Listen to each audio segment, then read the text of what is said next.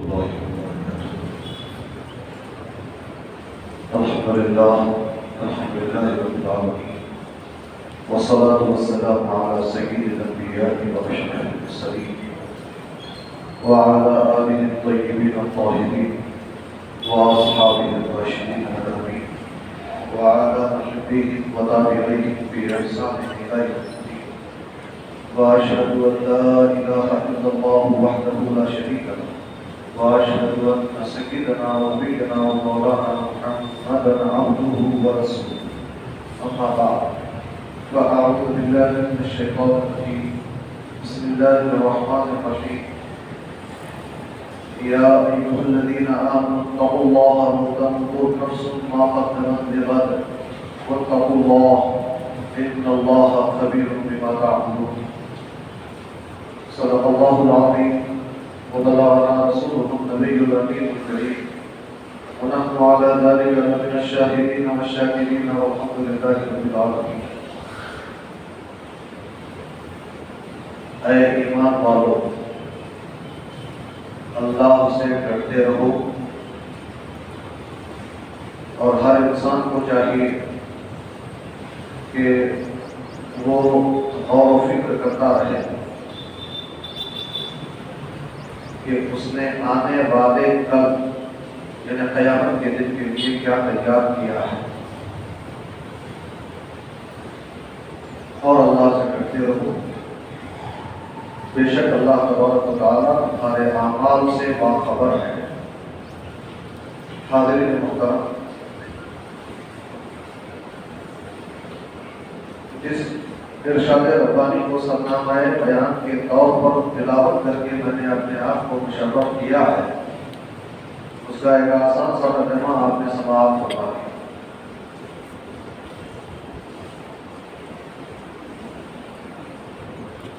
ہجری اعتبار سے سال کا دوسرا مہینہ شروع ہو چکا ہے، جسے ہم ماہ صفر المظفر کے نام سے جانتے ہیں۔ اور جیسے ہی سفر کا مہینہ آتا ہے تو کچھ توہمات جاگ اٹھتی ہیں، کچھ غلط عقیدے اجاگر ہونے لگتے ہیں۔ حالانکہ اسلام آیا تو اس نے تمام باطل عقیدوں کو مٹیاپیٹ کر دیا۔ اسلام سے پہلے جتنے غلط خیالات تھے، اسلام نے انہیں بالکل نیست و نابود کر دیا، مگر اس کے باوجود ہمارے پاس جاہلیت کی بو اور بو باقی ہے۔ کچھ کام ایسے ہیں جو ایام جاہلیت میں کفار و مشرکین کیا کرتے تھے، جاہل اور ناواقف لوگ کیا کرتے تھے۔ آج ہم پڑھ لکھ کے تعلیم یافتہ ہو کر انہی توہمات اور انہی رسومات میں ابھی جکڑے ہوئے ہیں۔ انہی میں سے سفر کے مہینے کے مطابق یہ عقیدہ کہ یہ مہینہ بلائیں لاتا ہے، مصیبتیں اس مہینے میں نازل ہوتی ہیں، پریشانیاں اس مہینے میں نازل ہوتی ہیں، یہ بھی ایک وہم ہے، ایک توہم ہے، ایک جاہلیت کا عقیدہ ہے۔ جاہلیت والے یہ عقیدہ رکھتے تھے، سفر کے مہینے کو مضبوط سمجھا کرتے تھے۔ وہ لوگ یہ سمجھتے تھے کہ اس مہینے میں بلائیں مصیبتیں آتی، پریشانیاں آتی، تو اسلام نے اس کو اس طور پر ختم کیا کہ رسول کریم صلی اللہ علیہ وسلم نے ارشاد فرمایا۔ سیدنا ابو ہریرہ رضی اللہ تعالیٰ عنہ راوی ہیں، امام بخاری اور امام مسلم علیہ الرحمہ نے اس حدیث کی متفقہ طور پر روایت کی ہے کہ سرکار عالمی صلی اللہ علیہ وسلم نے ارشاد فرمایا کہ لا ادوا ولا طیرہ ولا حام ولا سفر۔ فرمایا کہ لوگ جو یہ عقیدہ رکھتے ہیں کہ بیماریاں متعدی ہوتی ہیں، ایک کی بیماری دوسرے کو لگتی ہے، ایک کا بخار دوسرے کو لگ جاتا ہے، یہ عقیدہ اسلام کے عقیدے کے بالکل خلاف ہے۔ کبھی بھی کوئی بیماری متعدی نہیں ہوتی، ایک ہی دوسرے کو نہیں لگتی، ایک ہی بیماری دوسرے کو نہیں لگتی۔ تو ایک صحابی نے عرض کیا تھا، یا رسول اللہ، ہم دیکھتے ہیں کہ ایک اونٹ جو بھلا چنگا ہوتا ہے، جب اسے خارش ہوتی ہے تو اس کے ساتھ رہنے والے تمام اونٹوں کو خارش لگ جاتی ہے، تو یہ کیا ہے؟ جب ایک کی بیماری دوسرے کو نہیں لگتی تو یہاں ایک اونٹ کی خارش دوسرے اونٹوں کو کیسے لگ گئی؟ تو رسول پاک صلی اللہ علیہ وسلم نے فرمایا کہ اس پہلے اونٹ کو کس سے خارش آ کے لگی؟ پہلے اونٹ کو کس سے خارش آ کے لگی؟ سرکار نے جواب دے دیا، ان کے بات سمجھ میں آ گئی، پتہ چل گیا کہ یہ بیماری تبارک و تعالیٰ جب تک نہ چاہے کسی کے ساتھ نہیں آ سکتی۔ اور پھر یہ بھی ذہن میں رکھیں کہ آپ ہمیشہ ایمان مفصل پڑھتے رہتے ہیں، آمنت باللہ و ملائکتہ و کتبہ و رسلہ والیوم الآخر والقدر خیرہ و شرہ من اللہ تعالی والبعث بعد الموت۔ یہی تو ایمان میں مفصل کی باتیں ہیں، جس میں آپ اقرار کرتے ہیں اللہ کی بارگاہ میں کہ میں اللہ پر بھی ایمان لایا، اس کے فرشتوں پر بھی ایمان لایا، اس کی کتابوں پر بھی ایمان لایا، اس کے رسولوں پر بھی ایمان لایا، اور تقدیر کی اچھائی اور برائی سب کچھ اللہ کی جانب سے ہے، اس بات پر بھی میں ایمان لایا۔ اور پھر مرنے کے بعد دوبارہ اٹھایا جانا ہے، اللہ کے سامنے حساب کے لیے پیش ہونا ہے، اس بات پر بھی میں ایمان لایا۔ یہ ایمان مفصل میں بچوں کو بچپن ہی سے پڑھایا جاتا رہتا ہے، تو اس میں تردید کی جہاں بات آئی تو یہ عقیدہ ہم کو دیا گیا، خیر اور شر جو کچھ ہے ہر چیز اللہ کی جانب سے ہے، مگر یہاں شارحین حدیث رب تبارک و تعالیٰ کے فرمان کی روشنی میں یہ وضاحت کرتے ہیں کہ اللہ نے فرمایا ما اصابک من حسنۃ فمن اللہ وما اصابک من سیئۃ فمن نفسک۔ جو خوبی، جو نیکی، جو بھلائی، جو نعمت تمہیں ملتی ہے وہ اللہ کی جانب سے ہوتی ہے، اور جو مصیبت، جو پریشانی، جو بلا، جو آزمائش تم پر آتی ہے یہ تمہارے اپنے اعمال کا، تمہارے اپنے کرتوتوں کا نتیجہ ہوتا ہے، تمہارے اپنے کرتوتوں کا۔ اگر تم اچھے رہو تو تبارک و تعالیٰ بھی تمہارے ساتھ نعمت کا، انعام کا، اکرام کا، افضال کا معاملہ فرماتا رہے گا، اور اگر تم بدل جاؤ، اگر تم سیدھے راستے سے ہٹ جاؤ تو رب تبارک و تعالیٰ تم پر مصیبتیں بھیجتا رہے گا۔ تو یہ مصیبتیں رب تبارک و تعالیٰ بھیجتا ہے مگر ہمارے اپنے کرتوتوں کی بنیاد پر، یہ بھی اللہ کا ایک فضل ہے۔ علماء کرام فرماتے ہیں کہ مصیبت کا آنا بھی اللہ کا ایک فضل ہے۔ کیوں؟ اس لیے کہ اگر کبھی کوئی مصیبت نہ آئے تو بندہ یہ سوچنے لگے کہ دیکھو مجھ پر کوئی مصیبت کبھی نہیں آ رہی ہے، گویا اللہ تعالیٰ میرے کاموں سے خوش ہے، میرے کاموں سے، میرے اعمال سے خوش ہے، نتیجے میں وہ سرکشی کے راستے پر اور آگے بڑھ سکتا ہے۔ تو رب تبارک و تعالیٰ مصیبت بھیج کر غفلت کی نیند سے بیدار کرتے ہیں، ٹھوکر کے ذریعے سے ہوشیار کرتے ہیں کہ دیکھو تم جو کر رہے ہو وہ غلط ہے، تم کو چاہیے کہ اپنے گناہوں سے توبہ کرو، صحیح راستے پر آ جاؤ۔ تو بہرحال یہ مصیبتیں بھی اللہ کی نعمت ہیں کہ بندہ اگر گناہگار ہوتا ہے تو اس کے گناہوں کی معافی کا ذریعہ بن جاتے ہیں، اور اگر بندہ نیکوکار ہوتا ہے اس پر کوئی مصیبت آتی ہے تو یہ اس کے درجات میں بلندی کا ذریعہ بن جاتے ہیں۔ تو بہرحال سرکار ارشاد فرما رہے ہیں بخاری اور مسلم کی روایت میں کہ لا عدویٰ، کوئی بیماری متعدی نہیں ہوتی۔ پھر اس کے بعد فرمایا ولا طیرہ، بدفالی کا عقیدہ بھی صحیح نہیں ہے۔ بدفالی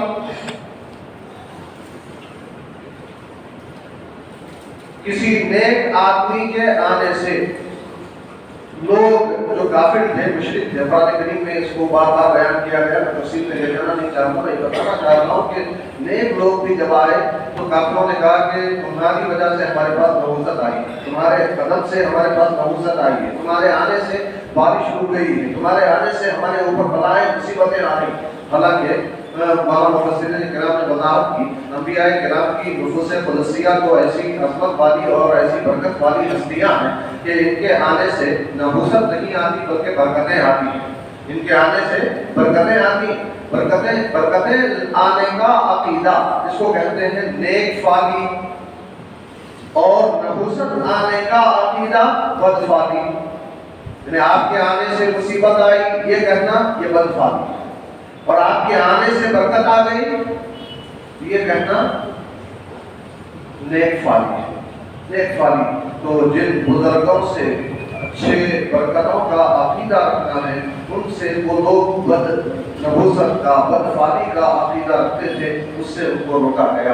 پھر اس کے بعد یہاں اسلام نے یہ بتایا کہ یہ بزرگ ہستیاں تو بزرگ ہیں، ان کے آنے سے تو برکتیں ہی آتی ہیں، مگر اس سے ہٹ کے جاہلیت میں جو کچھ عقیدے تھے کہ وہ لوگ عمومی طور پر، جیسے آج کے زمانے میں بھی یہ عقیدہ پایا جاتا ہے کہ اگر الو پکارے تو اس کی وجہ سے مصیبتیں آتی ہیں، اور اسی طرح راستہ چلتے چلتے بلی آڑے آ جائے تو کام بننے والا بگڑ جاتا ہے، کوئی باہر نکلتے ہوئے سامنے سے کوئی چھینک دے تو اس کی وجہ سے ہمارا کام رک جاتا ہے۔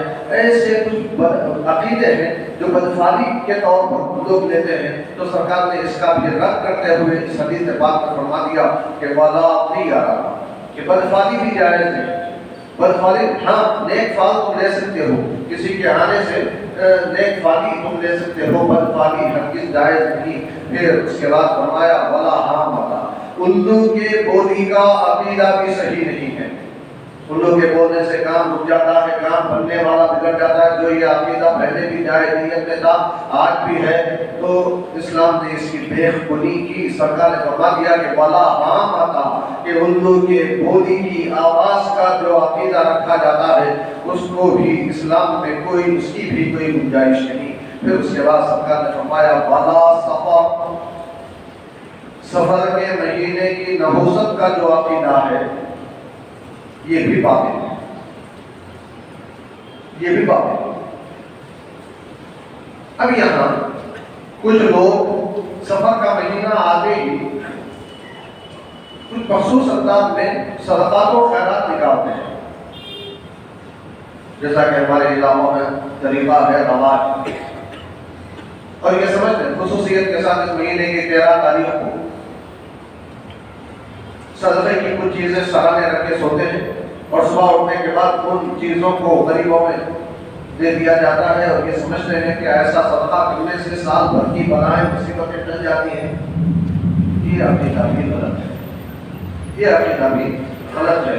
یہ صحیح ہے کہ صدقہ بلاؤں کو ٹالتا ہے، حدیث پاک میں ہے الصدقۃ ترد البلاء، صدقہ بلا کو ٹالتا ہے، صدقہ بلا کو ٹالتا ہے، مگر اس کے لیے کوئی وقت مخصوص نہیں ہے، کوئی مہینہ مخصوص نہیں ہے، کوئی دن اور تاریخ مخصوص نہیں ہے، بلکہ ہمیشہ صدقہ اور خیرات کرتے رہنا ہے، ہمیشہ خصوصیت کے ساتھ کسی ایک مہینے میں، کسی ایک تاریخ کو، کسی ایک دن میں ایک مخصوص عقیدے کے ساتھ صدقہ اور خیرات کرنا یہ اسلام کے احکام سے نہیں ہے، بلکہ یہ اسلام کو باطل کرنے والا طریقہ ہے۔ اس سے ہر مسلمان کو بچنا چاہیے، صدقہ اور خیرات کرو، زیادہ سے زیادہ کرو، صرف سفر کے مہینے میں نہیں بلکہ سال کے 12 مہینوں میں صدقہ اور خیرات کرتے رہو، کیونکہ بلاؤں سے ہمیشہ محفوظ رہنا ہے، اور بلا کے لیے کوئی مخصوص وقت نہیں ہے کہ یہ مہینے میں بلا آئے گی، کسی اور مہینے میں نہیں آئے گی، مصیبت کسی مہینے میں آئے گی، کسی اور مہینے میں کوئی مصیبت نہیں آئے گی، ایسی کوئی پابندی نہیں ہے۔ مصیبت کبھی بھی آ سکتی ہے، آزمائش کبھی بھی آ سکتی ہے، اس لیے صدقہ اور خیرات کو ہمیشہ کرتے رہو۔ پھر اب یہاں وہ حدیث شریف جو عمومی طور پر صوفیاء کرام کے پاس مقبول ہے وہ بھی سنائی جاتی ہے، کہ سرکار نے ارشاد فرمایا کہ من بشرنی بخروج صفا بشرتہ بالجنہ، جو کوئی مجھے سفر کے مہینے کے نکل جانے یا ختم ہو جانے کی خوشخبری سنائے گا میں اسے جنت کی بشارت سناؤں۔ یہ سفر کا مہینہ، اس حدیث سے یہ مفہوم دیا گیا، لینے والے یہ مفہوم دیتے ہیں کیونکہ سفر کا مہینہ نعوذ باللہ منحوس ہے، اس لیے سرکار نے ایسا فرمایا ہے کہ جو سفر کے مہینے کے جانے کی بشارت مجھے سنائے میں اسے جنت کی بشارت دیتا ہوں۔ یعنی یہ نحوست والا مہینہ ہے، یہ مہینہ چلا جائے تو مجھے آ کے سناؤ، میں جنت کی بشارت دوں گا۔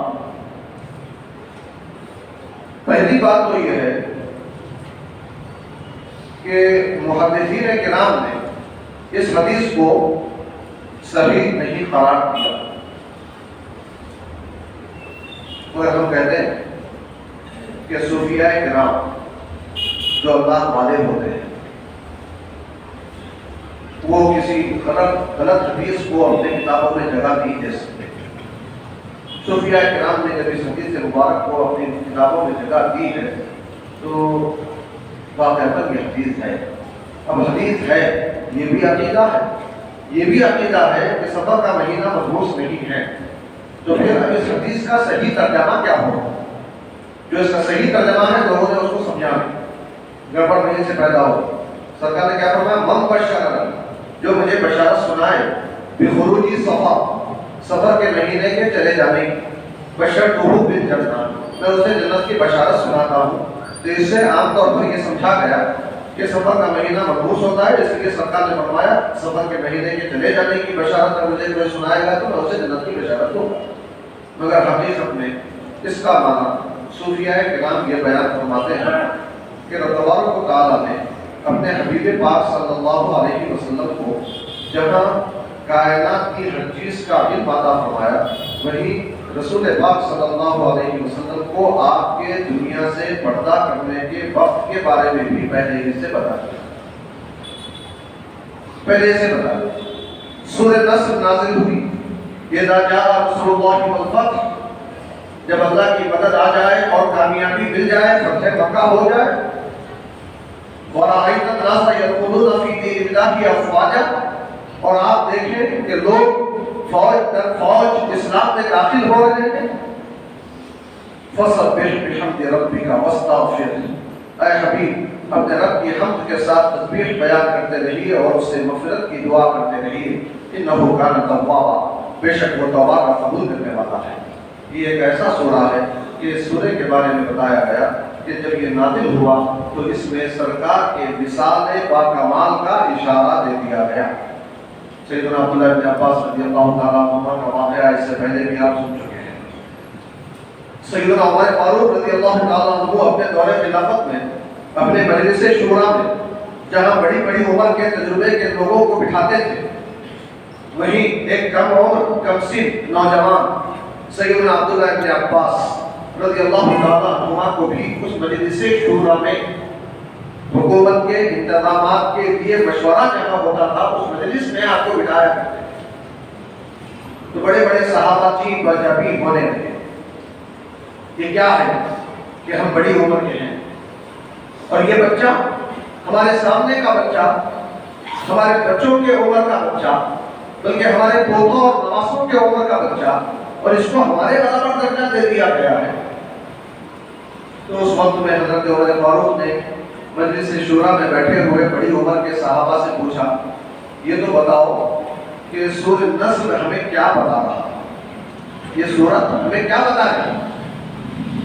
سب نے کہا کہ اس سورے میں اسلام کے غلبے کی اور فتح مکہ کی بشارت اور خوشخبری سنائی جا رہی ہے.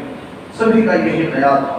جب سب یہ کہہ چکے تو اب چھوٹے جو بچے تھے، کم سن عمر کے تھے، جو مجلس شورا میں سب سے چھوٹے، ان سے حضرت عمر فاروق نے پوچھا کہ اے عبداللہ بن عباس آپ بتائیے اس سورے کے بارے میں آپ کا کیا خیال ہے؟ تو انہوں نے کہا کہ اس سورے میں رسول پاک صلی اللہ علیہ وسلم کے وصال کے بارے میں خبر دی ہے کہ اے حبیب جس کام کے لیے آپ کو بھیجا گیا تھا وہ کام مکمل ہو چکا، اللہ کی مدد آ چکی، فتح مکہ حاصل ہو گیا، لوگ اسلام میں جو داخل ہو رہے ہیں. تو آپ اپنے رب کی حمد کے ساتھ تسبیح بیان کرتے رہیے اور اس سے مغفرت کی دعا کرتے رہیے، بے شک وہ توبہ قبول کرنے والا ہے. یعنی آپ کا دنیا میں جس مقصد سے آپ کو بھیجا گیا تھا وہ مقصد پورا ہو چکا ہے، اب آپ کو ہمارے پاس آنا ہے. یہ اشارہ حضرت عبداللہ بن عباس رضی اللہ تعالیٰ عنہ نے جب کہا تو سیدنا عمر فاروق رضی اللہ تعالیٰ عنہ نے بھی فرمایا کہ میں بھی اس سورے سے یہی سمجھتا ہوں، میں بھی یہی سمجھتا ہوں. یہی پر فرمایا بزرگان دین نے کہ بزرگی بعلم است نہ کہ بسال، بڑائی جو ہوتی ہے، بزرگی جو ہوتی ہے، بڑا مقام و مرتبہ جو ہوتا ہے یہ علم کے سبب سے ہوتا ہے، عمر کی بڑائی کی وجہ سے نہیں ہوتا. बड़ी उम्र वाला भी छोटे दर्जे वाला हो सकता है, छोटी उम्र वाला भी बड़े मकाम मर्तबे वाला हो सकता है।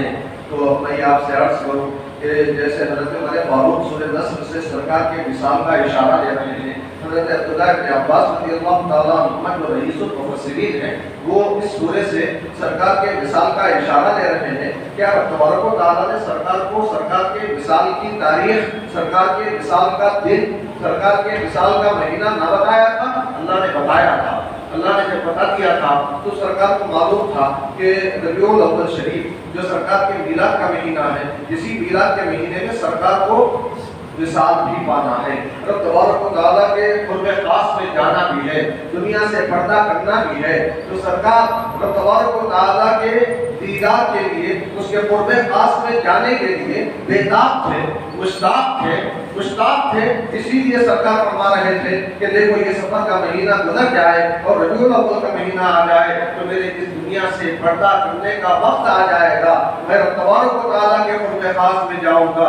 इसी इश्तियाक की वजह से सरकार फरमा रहे हैं कि जो सफर के महीने के जाने की मुझे बशारत दे, मैं उसे जन्नत की बशारत देता हूँ।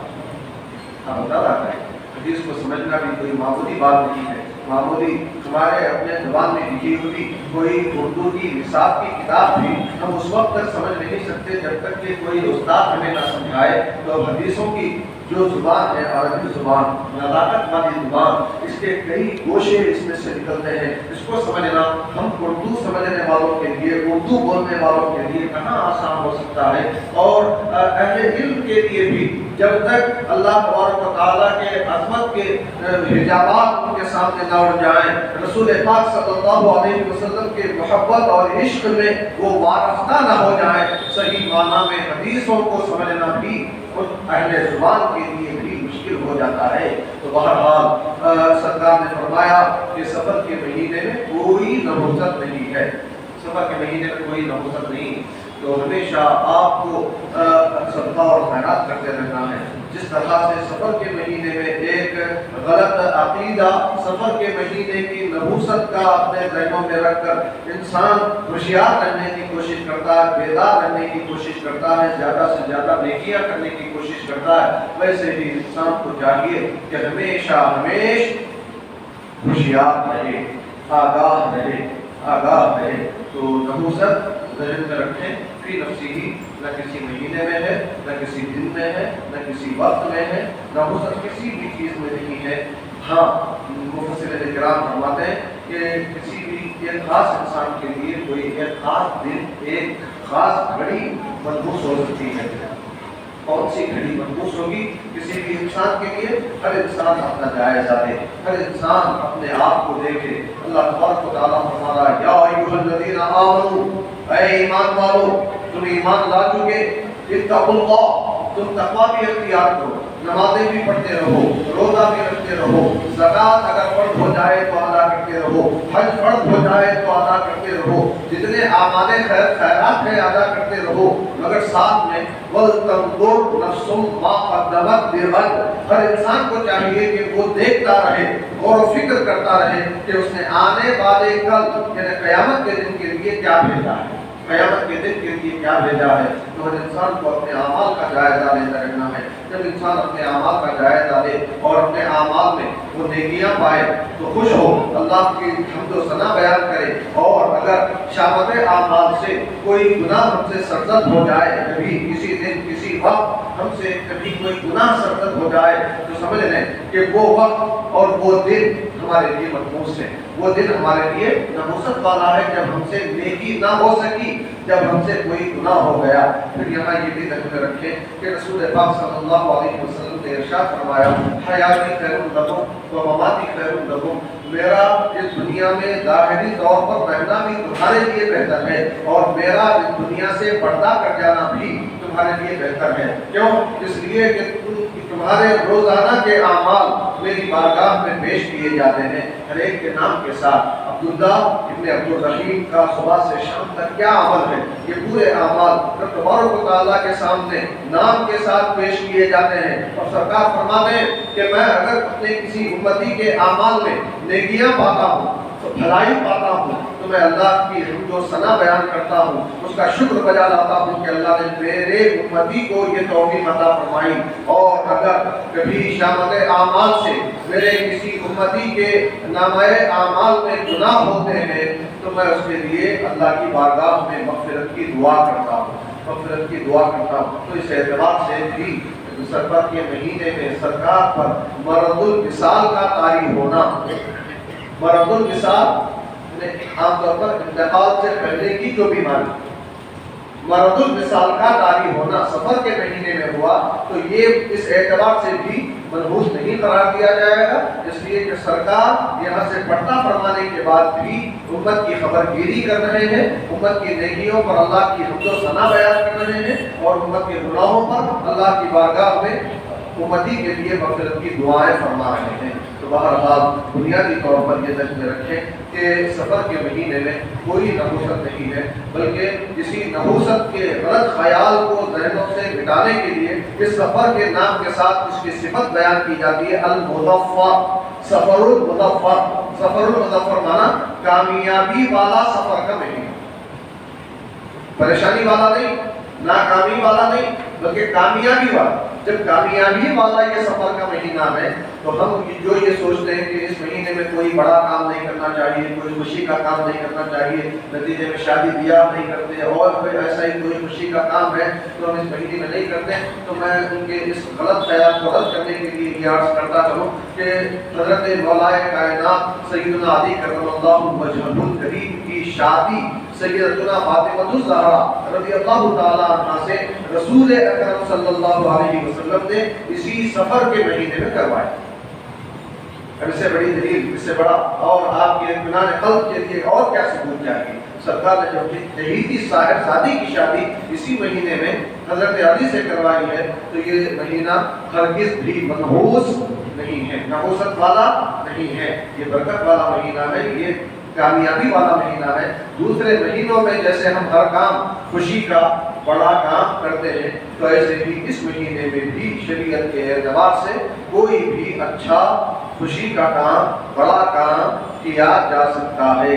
اللہ تعالیٰ فرما رہا ہے کہ تم نیکیاں کرتے بھی رہو اور اپنے اعمال کا جائزہ بھی لیتے رہو، پھر فرماتا ہے اللہ سے ڈرتے رہو اور اللہ تعالیٰ تمہارے کاموں سے باخبر ہے۔ تم دل میں بھی اگر کوئی عقیدہ غلط چھپا کے رکھتے ہو تو وہ بھی اللہ جانتا ہے، اس پر بدلہ دینے والا ہے۔ اللہ تبارک و تعالیٰ سے دعا فرمائیں کہ الہ العالمین ہم سب کو صحیح معنی میں اسلام کو سمجھنے کی اور اس پر عمل کرنے کی توفیق عطا فرمائے، اور الہ العالمین جملہ گناہوں سے بچنے کی قوت عطا فرما، جملہ نیکیاں کرنے کی توفیق عطا فرما، عزت کی، اسلام کی، صحت و عافیت کی لمبی زندگی عطا فرما، ایمان کی اور نصیب فرما، میدان محشر میں سرکار کی شفاعت ہمارا مقدر فرما۔